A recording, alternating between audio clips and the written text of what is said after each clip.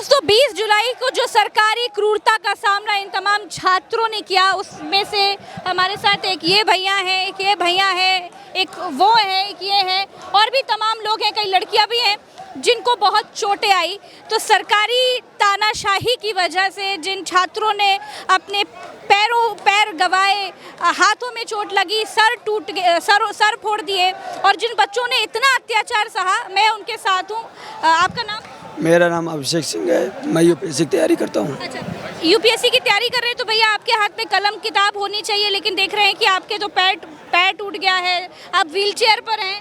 कलम किताब की वजह से ही मैं यहाँ पे बैठा हूँ, क्योंकि लोकतंत्र में ये बताया जाता है कि अगर आपका कुछ प्रॉब्लम हो रही है तो आप अपना विरोध दर्ज करने के लिए सड़क पे आइए, और सड़क से पहले आप सोशल मीडिया में, आजकल तो सोशल मीडिया है, सोशल मीडिया में आप दर्ज कर सकते हैं। लेकिन जब सरकारें गूंगी हो जाएं, बहरी हो जाएं, तो उनको सुनाने के लिए हम यहाँ पे 1 महीने से लगातार बैठे हुए थे। उस दिन भैया मेरे हुआ क्या था ये बताइए। हम शांतिपूर्वक मार्च निकाल रहे थे कि हम सदन में जाएंगे, जो बहरे हो चुके हैं उनको सुनाने के लिए कि हमारी बात सुनिए, आप पेपर लीक बंद करिए, देश के युवाओं का भविष्य बेचना बंद करिए, ये सुनाने के लिए हम लोग मार्च निकाल रहे थे। अचानक से जो है इधर से जो है मार्च स्टार्ट होता है बैक साइड से, और फ्रंट में स्टेज के फ्रंट साइड से Delhi police tear gas, lathicharge without any instruction crackdown करना शुरू कर देती है। और इतनी सारी स्टूडेंट आए हुए लोग हैं, उसमें अचानक से सबका स्टैम्पेड होने की जो सिचुएशन बन जाती है। बहुत सारे अगर आप देखेंगे तो वहाँ पे जो है उस दीवार में उस दीवार की स्थिति अगर देख लीजिए, वो दीवार जो है बच्चे कूद के जो है जा रहे थे, वो दीवार टूट के जो है ऐसे नहीं गिरी है। बच्चे जो है कितने बच्चों को चोट लगी है, उसमें बड़े बड़े नुकीले जो है वो बने हुए हैं त्रिशूल। तो ये सरकार जो मनमानी कर रही है, आप अगर देखेंगे, आप विश्वगुरु होने की बात करते हैं, नरेंद्र मोदी जो विश्वगुरु होने की बात करते हैं 2047 में, आप देश को विश्वगुरु कैसे बनाओगे जब आप देश के युवाओं का भविष्य बेचने में लगे हुए हो। आप अगर देखेंगे अमेरिका, फ्रांस, रसिया, चाइना, जापान सब एआई मॉडल पे, एआई पे जो है बना रहे हैं इंडस्ट्री, और हमारा देश आज भी पेपर लीक की इंडस्ट्री जो है क्रिएट कर रही है। मोदी जी तो कह रहे हैं फास्ट ट्रैक कोर्ट बनाएंगे और जो है आप लोगों के लिए स्ट्रिक्ट एक्शन लेंगे, संसद में मुद्दा उठाएंगे, बहुत कुछ कह रहे हैं। आज जो है 30 दिन के ऊपर हो गया, आज उनका ट्वीट आता है, क्या अकाउंटेबिलिटी है। ये देश के जो है राजा बने बैठे हुए हैं, ये लोकतंत्र है। यहाँ पे जिस हिसाब से 21 बच्चों की जो सुसाइड किए हैं, वोट सिस्टम की फेलियर की वजह से हुआ है, तो सबसे पहले धर्मेंद्र प्रधान का इस्तीफा होगा, उसके बाद आगे बात बढ़ेगी। बिना उनके इस्तीफा के ये देश का युवा अब शांत नहीं बैठने वाला है। इस देश का युवाओं का भविष्य जिस तरह बेचा गया है। अच्छा, आपके परिवार में कौन कौन है? मेरे मम्मी पापा हैं और बहन भाई हैं। आपकी ये हालत देखकर उन्होंने क्या कहा? वो तो कह रहे हैं कि आप मत जाओ, लेकिन अगर हम नहीं जाएंगे तो फिर हमारे लिए लड़ाई कौन करने जाएगा, तो हमें तो अपनी लड़ाई खुद करने के लिए सड़क पे आना पड़ेगा सबसे। भाई, और ये बड़ी दुख की बात है कि जिस देश में बच्चे अपने अधिकार के लिए अपनी आवाज़ उठाते हैं, तो उनकी आवाज़ बंद करने के लिए उनके पाँव तोड़ दिए जाते हैं, सर फोड़ दिए जाते हैं, उन पर हमले किए जाते हैं। ये बड़े दुख की बात है। एक और भैया हैं, आप भी आए होंगे यहाँ पर, कैसे चोट लगी सब? 20 तारीख में भैया की चावने मियाँ तो कुट गए थे। हाँ। और कुटने के बाद पुलिस वाला आके मारने लगे, तो फिर उसके बाद सड़क पर चले गए थे, वहाँ से लड़कियों को खींच के लेके गए हैं और अद्दी भी मार के तोड़ दिए हैं लोग, लाते लाते मारे थे लोग। फिर लड़कियों को इज्जत लूटे थे, कपड़े पाड़े लोग। और हम प्रधान थे, इज्जत कर रहे हैं, इज्जत दे दो, नहीं तो उन बच्चों को, लड़कियों को पढ़ाई में लिखाई में हुआ है उतने अलग अलग शहरों से लोग आए हुए हैं, सबके अपने अपने मन की भावना है।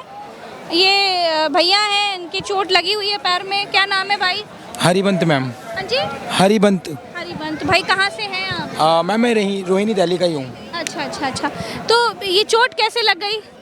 मैम ये 20 तारीख की बात है, 20 को जनपद है मैम, जनपद पे थे हम सारे, आराम से मैम हाथ ऊपर करके आराम से पीसफुल संसद की ओर चल रहे थे। अचानक से पुलिस वालों से हमारा सामना हुआ, और वो आते ही मैम लाठी चार्ज कर दिए। मैंने इससे पहले किसी पुलिस वाले को ऐसे नहीं देखा, आते ही मारना स्टार्ट कर देते हैं। मैंने कई प्रदर्शनों में भाग लिया। यदि पुलिस वाले ना मारते नहीं हैं, किसी ऑब्जेक्ट पर अपना डंडा ही मारते हैं, जिससे छात्र डर के मारे भागे इधर उधर हो जाए। लेकिन यहाँ पे पुलिस वालों का फर्स्ट एंड लास्ट मोटिव यही दिख रहा था कि छात्रों को जितनी ज़्यादा घायल या मार सके। उसके बाद हमारे साथ ना कुछ ऐसे विद्यार्थी भी थे, स्टूडेंट्स भी थे, जिन्होंने 12th का एग्ज़ाम्स लाइक रिसेंटली जो भी SSC था, रेलवे से था, जो भी एग्ज़ाम थे वो दिए थे ना, उन्होंने अपना एडमिट कार्ड तक पुलिस वाले को शो कर रहे थे। कहते सर हम क्रिमिनल तो है नहीं सर, आपको भी पता है। लेकिन मेरी एक बात बताना रिबन भैया, बच्ची भी है जिसके सर पे चोट लगी, अभी मैं उसके पास भी जाऊंगी। संसद मार्च आप लोग करने के लिए जा रहे थे, भाई सब जानते हैं, पढ़े लिखे युवा है, कोई संसद के अंदर तो घुस नहीं जाता। संसद मार्च विधायक सांसद कभी उसमें प्रदर्शन पे बैठते हैं तो कहते हैं हाँ हम भी संसद मार्च करेंगे, युवा टीचर से भी कहते हैं हाँ हम संसद तक जाएंगे, अपनी बात पहुंचाएंगे। आप स्टूडेंट से सरकार को इतनी क्या दिक्कत हो गई जो लाठियां डंडे, खबरें ये भी आई कि पैलेट गन भी चली, बहुत कुछ खबरें आई, तो ये इतनी ब्रुटैलिटी क्यों आप लोगों के लिए? मैम ये तो सरकार ही बताएगी कि सर उनको स्टूडेंट से क्यों इतनी नफरत है। मैम हमने इनका क्या बिगाड़ दिया? आपको लगता क्या है? मैं देखिए समझना चाह रही हूँ भाई, सरकार तो हमारी इतनी अच्छी नहीं है कि वो हमारे सवाल सुनेगी और हमें जवाब देगी। हमारे प्रधानमंत्री जी तो एक प्रेस कॉन्फ्रेंस तक नहीं करते, तो हमारी सरकार तो भाई इतनी अच्छी नहीं है कि हम उनसे पूछने के लिए जाएं, भैया इधर हम बैठ जाएं, पूछने के लिए जाएं कि आपने स्टूडेंट्स के साथ इतनी ब्रुटैलिटी आखिर क्यों करी, जवाब दें। वो तो बताएंगे नहीं। आपको लगता क्या है कि क्यों ब्रुटैलिटी करी भैया? मैम मेरे को कुछ समझ नहीं आया कि ये हुआ क्यों है और ऐसा उन्होंने करा क्यों है। मैं विशाल नाम है मेरा और मैं झांसी ज़िले से आया हूँ और मैं अपनी पूरी टीम के साथ आया था। पूरी टीम के साथ मतलब मेरे जो फ्रेंड सर्कल है, मेरे भाई लोग हैं, सब लोग को साथ लेके आया था। हम लोग 60-70 लोग थे। क्या पढ़ाई करते हो? इंटर पास आउट किया, अभी 12th पास आउट। हाँ। तो मैं अभी दुनिया नहीं देखी है आपने भैया? नहीं, मैं आया था कि अपने अभी से मैं खड़ा होऊंगा तब सीख भी लिया मैम इस स्टैम्पेड में से, दुनिया नहीं मैम, बहुत कुछ सीख भी लिया मैम इसने। मैम मेरे पे मेरा वायरल वीडियो भी है जिसमें वो मारपीट किया जा रहा है मेरे साथ। तो हम लोग आए जनपद पे, मेट्रो गेट पे 2 नंबर पे थे, तो वहाँ पे मैं अपना बैनर लिया था सोनम वांगचुक सर का। मेरे पीछे सब लोग थे, मेरी टीम भी थी और भी लोग मेरे पीछे थे। हम लोग पीसफुली तरीके से, साइलेंट तरीके से जा रहे थे, आगे बढ़ते रहे थे। तो जो हमारे सर लोग हैं पुलिस उनने हम जो सिविल ड्रेस में भी थे उनने हमसे बोला कि भाई तू रुक जा, सबको शांत करा, बिठाल। मैं तुम सबको सांसद भवन जाने के लिए चालू करवा रहा हूँ, बैरियर हटवा रहा हूँ। मैंने कहा भाई तू जाने देगा तुम लोग? बोले बिल्कुल जाने दूंगा भाई, सबको शांत पीसफुली तरीके से बैठाल, सबको शांत कर, मैं बैरियर साइड करवा दूंगा। मैंने ठीक है, मैंने सबको बैठाला पीसफुल तरीके से, हम लोग साइलेंट तरीके से बैठ गए। वो लोग आए, मैं बात कर रहा था उनसे, इतने में उन लोगों ने आंसू गैस बम रिलीज़ कर दिए। 4-5 बम मारे आंसू गैस के, और 4-5 गैस मारने के बाद सिविल ड्रेस में पीछे से आए कुछ गुंडे जो कि अपने आप को पुलिस वाले बता रहे थे, और ड्रेस में भी आए। चारों तरफ से उन्होंने लाठी चार्ज की, आंसू गैस बम रिलीज़ किए, जिससे बहुत ज़्यादा मेरे आंखों देखत मेरी बहन लोग जो मेरे साथ थे, तो मतलब इतने अभद्रता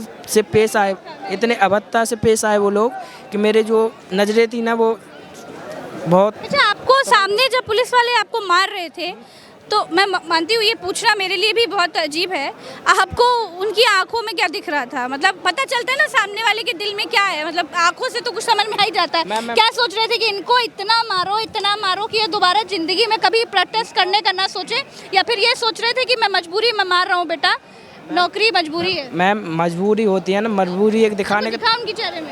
नहीं, बिल्कुल नहीं दिखा मैम। ये दिख रहा था हम लोग क्रिमिनल है, वो सजा देने वाला जज है।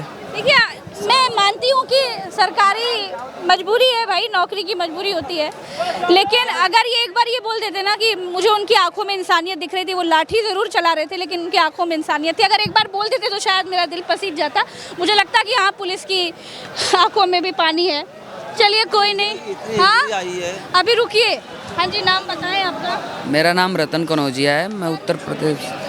दरअसल हम ट्रक में थे, हमें गीतांजलि अभिजीत वाले ट्रक? जी, तो हमें गीतांजलि मैम की सुरक्षा के लिए रखा गया था।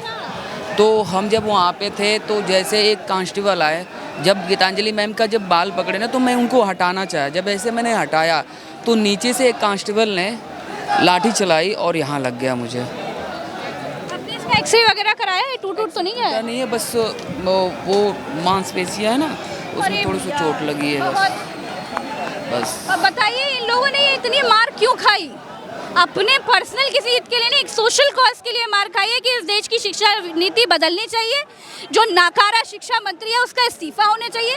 जिस सरकार को हमने अपना वोट दे करके जिताया है, जिसको कुर्सी पर बिठाया है, कम से कम उन लोगों को कोई अकाउंटेबिलिटी तो होनी चाहिए। जो भय लोगों की आंखों में भर गया है कि सरकार से अगर सवाल पूछ लिया तो फिर क्या हो जाएगा, उनके मन में एक भय पैदा करने के लिए, उनको ये दिखाने के लिए कि जो सरकार है वो भगवान नहीं होती। बहुत बड़ा काम किया है। लेकिन भैया मैं तो यही कहूँगा प्रज्ञा मैम कि उनको मारने में मज़ा आया, हमें मार खाने में मज़ा आया, हमें कोई दिक्कत नहीं है मैम। लेकिन मैं समझ सकती हूँ। एक बिटिया थी, उसके सर पे चोट लगी थी, मैंने देखा वो बिटिया कहाँ गई, उसके सर पे चोट लगी थी, कहाँ गई वो बच्ची? हाँ, एक बच्ची थी, उसके सर पे चोट लगी थी, वो बच्ची कहाँ गई? चलिए, फिलहाल मैं लोगों को ढूंढ करके उनसे बात कर रही हूँ, जंतर मंतर पर हूँ, समझने की कोशिश कर रही हूँ कि जिस दिन 20 जुलाई को इन बच्चों ने सरकारी क्रूरता का सामना किया, आखिर इनके मन में क्या चल रहा था और उसके बाद अब उनके मन में क्या चल रहा है, समझने की कोशिश कर रही थी। फिलहाल के लिए इतना ही। और भी लोगों से बात कर रही हूँ, जंतर मंतर पर हूँ तो ज़मीन का हाल आपको बताती रहूँगी।